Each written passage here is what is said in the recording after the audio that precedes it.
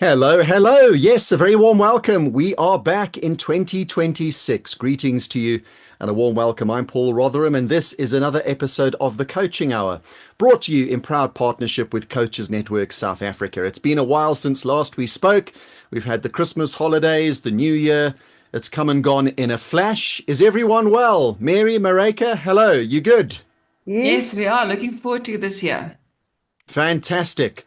And what better way to kick off the coaching hour than with one of my favorite guests? I would actually say my favorite guest, but that would get me into trouble with our other guests. So, one of my favorites. Today, a man who I think needs no introduction, Mareka, but you're going to take care of that anyway. Absolutely, yes. We are very privileged to once again and for the first time this year have Dr. CP van Eeden with us as our guest. And Dr. CP, he actually wears many hats. He's a integrative coach, I would say ADHD specialist, and many, many other things.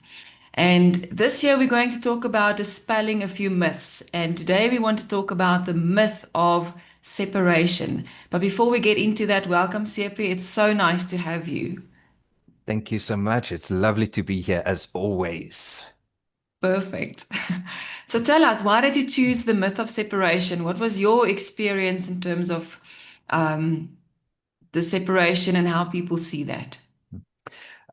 It's an interesting space to have been in over the last year because of the work that we do with people who are facing terminal disease and those who are trying to remain healthy, um, and on a spiritual side as well. I've seen that people come to us when they're sick and they ask, "Help me with my body." And then I have clients who come to see me and they come for coaching or counseling and they want to focus solely on the mind. And on the spiritual side, we have people who then come for counseling on that side, and they don't want to necessarily delve into something like the mindset or how the body works. And it's just become more and more apparent over the last year that we can't separate them. You Mm. can't have this um, silo kind of life and being where it's my body is alone, my mind is alone, and my spirit is alone. And with the mindfulness movements, it's thrown out a lot, mind, body, spirit. Mm. Mm. But people don't look at the interconnectivity of those things necessarily and how they can affect each other. Um, One of the biggest things, of course, is depression. Oh, I don't feel well, so let me go see a counselor, a coach. But what if it's something on a nutraceutical or a neurotransmitter side that you physically do not have the ability to feel better? And that's Mm. when people get sad and disillusioned with therapies because as much as you want to, the therapy is just not going to work. And yeah, It must be difficult, or not must be, it can be difficult, I guess, trying to establish which of those silos. I know we're not siloing, that's the whole purpose of the hmm conversation, but which of those silos the problem is in, yes, because you are an expert, you're a specialist in your field, but seeing someone for the first time, I would imagine there's a process to be followed to understand where it is. Is this a biological problem? Is it a chemical problem? Is it, as you say, spiritual? All of those things make up a whole human. So where do you start with that? it depends on the coach. So I'm blessed to have fingers in all three of those areas. So when we have a session, I ask from mindset to spirituality to what do you eat? And that's where for a coach, I think it's really important, even though it's not necessarily your primary focus, but to understand the other two legs or the other two sections in some way, so that you know how to be able to refer. And that is a big thing for me, and a big drive this year is a multidisciplinary approach to helping people. There's no one thing that's going to help everybody. And share and share alike. There's no need to be jealous. And I use that word loosely now, but sharing clients, sharing patients, having the ability and just the open-heartedness to say, okay, I can help you with this part, but it would be a good idea to include maybe something from this person, something from that person, and having a referral network. And that's, I think, exactly why Coaches Network SA is so needed, is so that people know who to share it with. More of a On a, holistic approach. Yes. Yes. on a practical level, can we talk about how the body and the mind is actually linked and that there is actually no separation? Because that's like you said, you experience it as separate. Because if it's something about the body, I have a physical ache or I feel sick, so I believe that it's something to do with the body, but how is the two linked? If we can just bring it back to where that connection lies to practically understand it. So the quick and easy answer is the gut. If you take serotonin, for example, which then affects the mind, happiness, the ability to be happy. 80% of the serotonin that you create is created in your gut. And so gut health, what you eat, what you actually consume, has a direct impact on your mood. And it's not as simple as saying bread makes me feel depressed. It's not that. But what happens is oftentimes we eat the same foods over and over, or foods that are not good for us. And in time, we get something that we call a leaky gut, or a hyperpermeable gut is the fancy name for that. So that means that the food particles are not broken down as small as they should be. They then go into the body and they create chronic inflammation. If I have those particles in the bloodstream, it also oftentimes goes into the brain because I get a leaky blood-brain barrier, and I get chronic brain inflammation or neuroinflammation. That burns through my low resources of neurotransmitters, which are usually already low.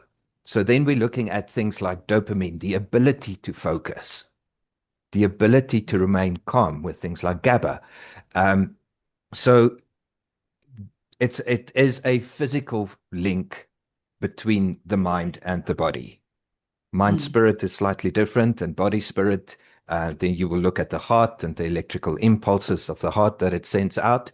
And there's a whole study on that again. So it's not, it sounds very woo-woo, but it's not. It's actually scientifically driven. And the bit of woo-woo that there is, also fine. Yes. And if we look at the other way around, how can a person's mindset, if you might be more, maybe you look through life through a negative lens, how would Yes. mindset then affect the body without us knowing that? How does that work? I can share a story that my colleague, Dr. Golding, always shares with our students. He had a patient walk into his office one day saying, I don't feel comfortable in my skin. And he did tests, nothing wrong with her. It was in the mind. 6 months later, she came, I don't feel comfortable in my skin, tests, nothing. A year later, she came in and she had full-blown scleroderma. She thought herself into disease. So what is that big word you've just used, Siepia? So it's a skin disease. Okay. And it's not something that's just, you don't just pick it up. And so the idea then was, let's firstly change the mindset, and then do the natural medicines and whatever allopathics they had to do, and the scleroderma was gone. But her homework was to look in the mirror every day and say, I love my skin. I love my body. And for me, I see it over and over again. We have people who come here who do the natural medicines as well as chemotherapy, for example. Those people who say, I hate chemo, are the people who have the worst side effects, time Wow. and time again, because the subconscious is listening. And so when the chemo comes in, it has a response of, let me get rid of this thing. I need to build a barrier. I need to get it out as much as possible. And it then has those side effects. I mean, chemo will never be amazing to anybody. I don't think it goes onto a single person's New Year's resolution list that I want to experience chemo this year. So I'm not trying to minimize the feelings and the effects, but the way that we approach it has an effect on the body. Yes. That story that you told, that's wonderful based on the question of how we're connected. But I have something to throw into the mix there, and that is this.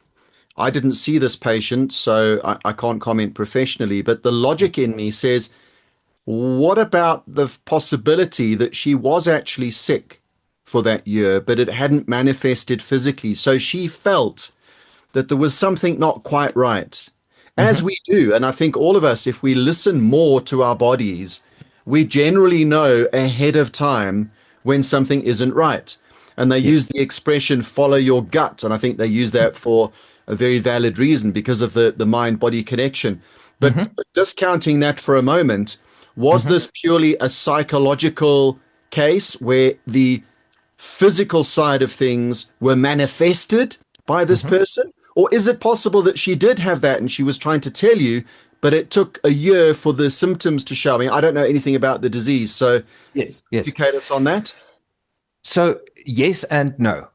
Um, and what we did there was we ran all the tests that should have correlated with the symptoms that she was presenting with, the feelings. And somebody who would usually have these feelings would have certain blood results, and that was not there.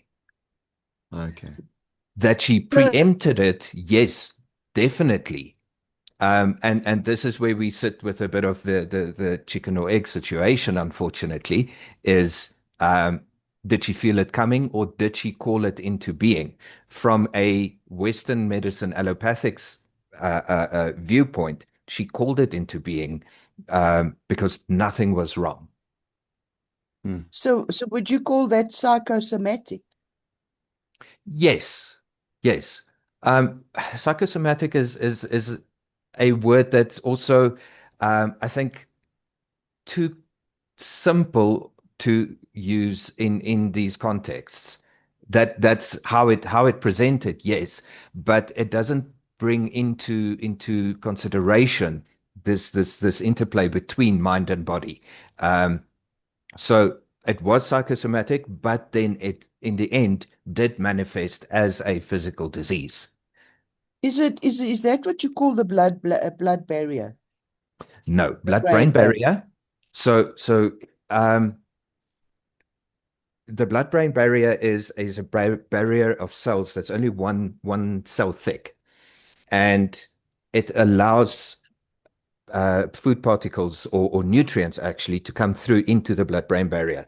So when that nutrient comes in, the blood-brain barrier opens up, it allows it through, and it closes again. So the blood-brain barrier protects us from whatever gunk is in the blood, or there shouldn't be gunk in the blood. If I Like have the liver. like the like your gut lining, yes. Yeah. So those two work very much the same. Now, if my blood-brain barrier is damaged with something, one of the big things that damages is aluminium, it gets stuck open, and so now it's a free for all into the brain, and that's where the gunk goes in. Mm. When you And say aluminium, just to touch on that, you're not talking about someone who lives in a nice new house with aluminium windows. You're talking about actually ingesting aluminium, or is it being around aluminium? It is being in contact with aluminium, and now a fascinating thing is antiperspirant active ingredient that makes you not stink and sweat is aluminium. Wow. So And when you're this, spraying an aerosol non-sweat, it's aluminium that's doing the job. Is that what you're saying? yes, Of yeah. and how does that work in simple terms? So the compound of the aluminium then suppresses the sweat gland itself. But Okay, so it's not masking anything, it's physically preventing the production of sweat. yeah, yeah.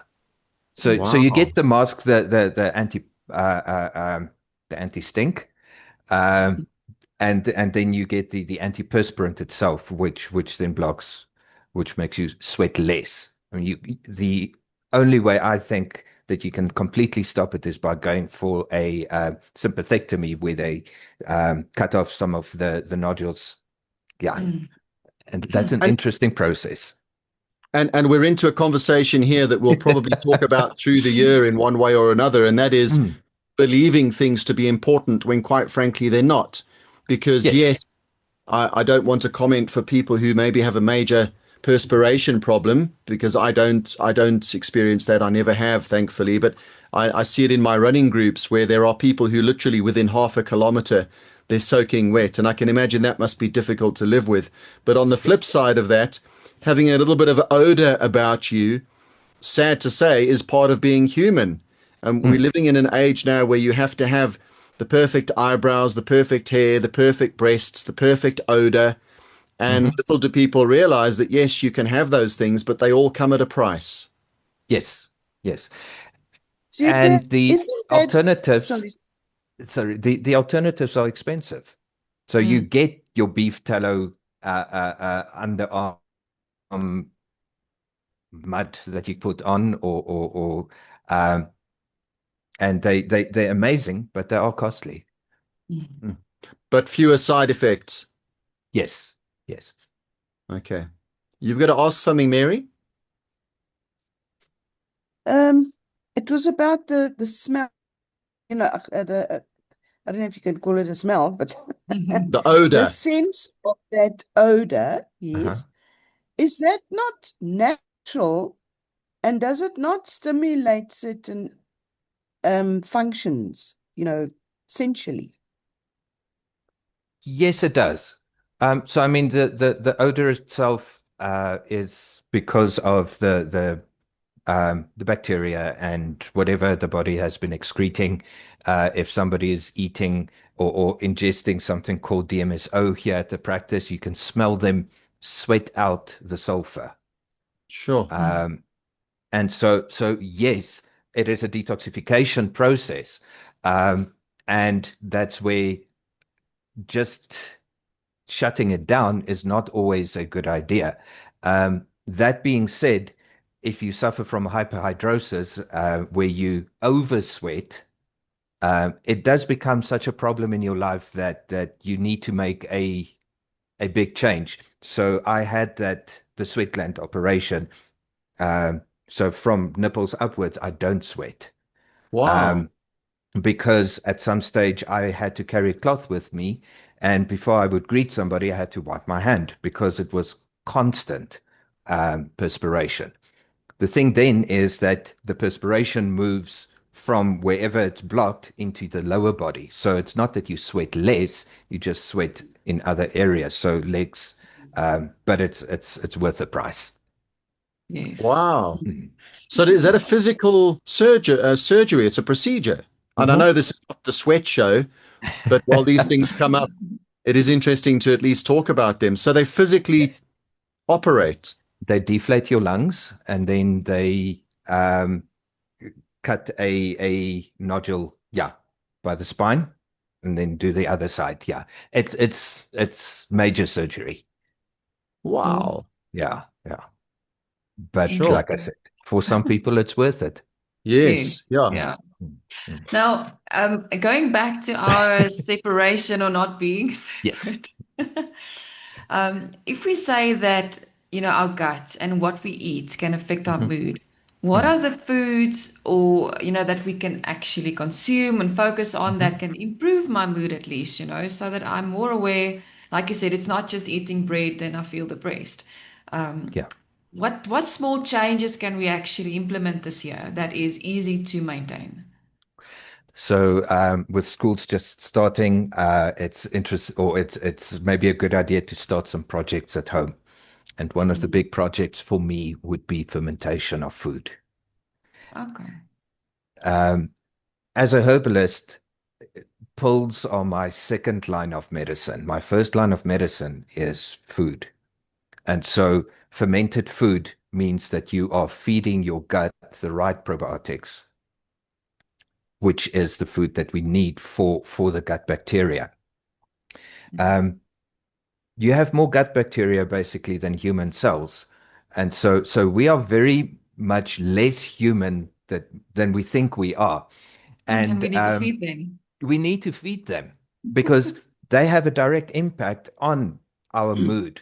They also have a direct impact on our health. That's where your immune system resides. They also have a very direct impact on your mitochondria, which is a whole talk on its own, because the mitochondria, those little powerhouses in your cells, are not human. They are bacteria that we ingested at some stage, and we now live in synergy. So even within the cell, we have something that's DNA, is not human. Wow, I didn't know that. Yes. And the scary thing is, without mitochondria, we can't exist, because that's where the energy that we are using comes from. So it all comes down to the gut and what we put in there. And it's so easy to fall into the trap of fast food. And I'm not saying no fast food, I'm saying limited. So it's not perfect life would be, sit on a mountain and say Om the whole day and live off air. We can't do that. So if we can get to that point where we make our own medicine, make something like sauerkraut. Sauerkraut is a long ferment. It's a 6-month ferment. That's the problem. It takes too long. Yes, kimchi takes you What 2 about weeks. kefir? Kefir, kombucha, yogurt. Yogurt is overnight. Okay. So yes, it takes long. Some of these ferments. The kimchi, I'm a Free State boy, so I can't handle fish sauce. So I do a vegan kimchi just with veggies, and a week or 2 later, beautiful fermented foods. So the challenge is that many of us have become used to shopping, and it's so easy to just pop into a shop and buy food. And it takes an effort to actually take control of the body side of life. Well, all 3 areas. Is it true that the gut bacteria has an influence on the brain activity like ADHD? Yes. And that's where that leaky blood-brain barrier is linked to a leaky gut barrier, or the leaky gut. So they are very, very strongly linked. Something that we also don't talk about often enough with the gut is parasites. Yeah. I freak out when I get parents here of teenagers. Then I ask them, when last did you do a parasite cleanse?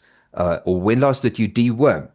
And then blank look, what's that? Yeah. It's really, really scary. Yeah. And those parasites release toxins, which then also contribute to this cascade of gut-brain challenges. Siepie, I know this is not MasterChef, but for those of us who aren't familiar with the kefir and the kombucha and whatever the other cha-cha was, could you just give us a quick insight into that? You mentioned that some of it is very easy. Obviously, I understand what fermentation is, and I think most people do. But what are you talking about when you are referring to doing this at home with vegetables? And you mentioned fish. Just give us a quick whip through that.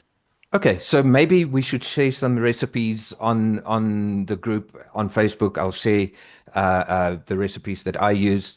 Let's make it practical for people. Kombucha is fermented cabbage. Okay. Sorry, sauerkraut. There goes my ADD. The sauerkraut is fermented cabbage and salt. There's no water. You just layer them and you let that ferment.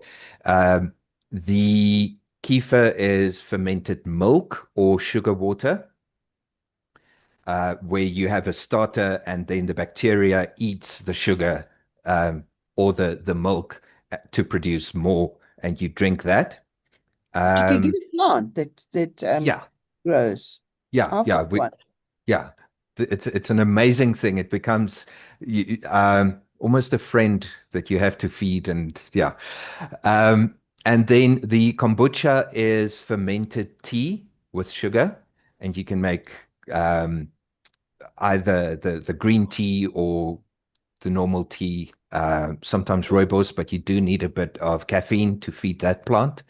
Um, and then the kimchi is a fermented Korean dish, which is ginger with some carrot and cabbage, apple, Korean chili flakes, and you can make it up as you want to, and it's lacto fermentation.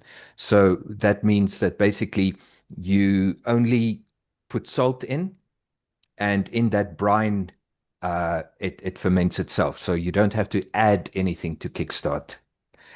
Then you also get the ginger bug, and COVID taught us many people, I almost said most people, but many people did fermentation when they made sourdough bread. That's also a form of fermented food. Interesting you mentioned COVID because alcohol wasn't around during those times, and a lot of people had their own home-brewed beer. Pineapple, I remember, was a big Pineapple. one. Everybody wanted to buy pineapples. Yes. The same process, basically, isn't it? Fermentation. You ultimately you're decomposing ingredients to give you some sort of what would you call it? Not alcohol, but bacteria. Yes, yes. Okay. So you are after the bacteria. The type of fermentation that you would do for alcohol, of course, then yields higher alcohol levels. If you take something like the kombucha, the alcohol level is extremely low. Okay. I think it would be wonderful, not only for us, but for our audience, if we can share that. So, Mareka, there's some homework, I think, in this video on our Facebook page. If you can share with us those recipes, Siepia, that would be super helpful. With the Yes. greatest of love. Thank you. Awesome. Cool. So So- how much do you need to take to make it viable? Of I'm each happy one. with like 200 mils a day of the drinks, a tablespoon of sauerkraut. I'm very happy with. It's about consistency rather than volume. Mm. Sure. So you do this every day. I'm good at talking, but not at doing. But you do Oh, many sure. other things that we I- don't I- do. Yes. I've got a kefir plant, Paul, if you want some. I Sure. do it Yeah. every day. This, I think, is a topic we're sort of reaching our time limit for today, but this is a topic that I think we can really explore because a lot of what you're saying, I consider myself fairly knowledgeable and I'm a kind of a fairly healthy chap. But some of the stuff you've said today regarding this is completely new to me. Awesome. So maybe we should get a dietitian in to come and explain to us the mechanics of the foods.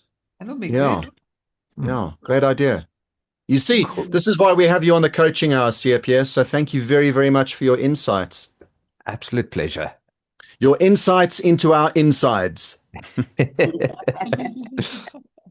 Well, that's it. I think we're out of time. So it's been another fantastic edition of the Coaching Hour, the first one for 2026. We do look forward to bringing you many more. And if you're watching this now, if you're in the coaching space or not even in the coaching space, if you're someone who has a story to share and you think you can point us in the right direction in terms of our future guests, please reach out. I'll go back to one of the first things that CPS said at the beginning of this program, and that was that we need to collaborate more and we need to share more. And so I think that the coaching hour is a fantastic space for all of us to be able to do that. So thanks for planting the seed, Pierre, and for watering it for us as well, because whenever we chat with you, I just love chatting with you. I could literally sit with you for days on end and just listen because you're a wonderful storyteller and you're very good at explaining things. So we're really grateful to have you on the show. Thank you. Thank you so much. It was lovely again. Thanks so much, Mary Mareka. As always, I'm Paul, and we'll look forward to your company in the next edition of the Coaching Hour. Bye for now.